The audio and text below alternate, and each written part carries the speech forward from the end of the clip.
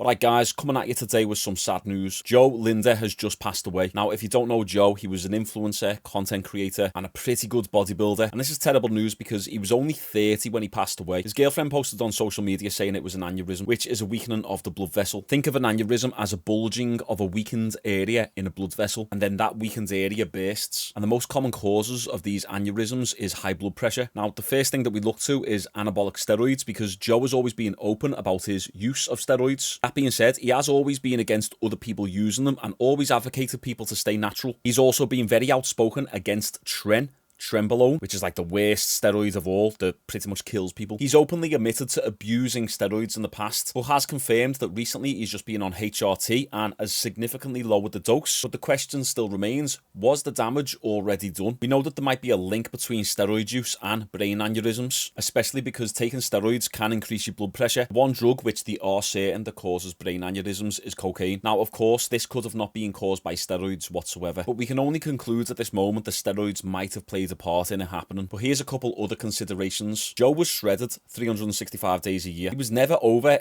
8 to 10% body fat, which is great for social media, Instagram, TikTok, but not so much your health, especially when you hear that he was drinking up to 4 litres of coffee daily in order to suppress his appetite. And we know that if you take a lot of stimulants, this can place a lot of stress on your heart, all that caffeine, and that's not even talking about pre-workout supplements either. And then the steroids as well. Myself, I've been caffeine free from March 2022, and it feels so much better being caffeine free rather than being stimmed up all the time. Now, Joe was getting his blood work done regularly, but that's not always guaranteed to show up everything. See, a massive amount of stimulants can cause heart arrhythmias, and this is what I thought I had recently, but it turned out it was just COVID, which caused palpitations and inflammation of the heart. And some people can have these heart arrhythmias and not know about it. Athletes in particular. You hear about these football players a lot, they'll just drop dead on the field. So they could be as fit as a fiddle, then just drop dead because the cardiovascular system just gives out. So maybe Joe could have had some underlying genetic issues. Another thing, steroids can increase your blood volume. That's why when you get on the gear, your veins pop out like crazy. And Joe always had insane veins. Could this be a potential contributing factor? Because more blood volume or thicker blood can cause heart issues, strokes, high blood pressure. It's something that we also have to consider. Now, this is all speculation, of course. This could have been just a genetic predisposition that Joe had. We just have to look at the probability of it being caused by anabolics. Regardless, this is a big loss to the fitness industry.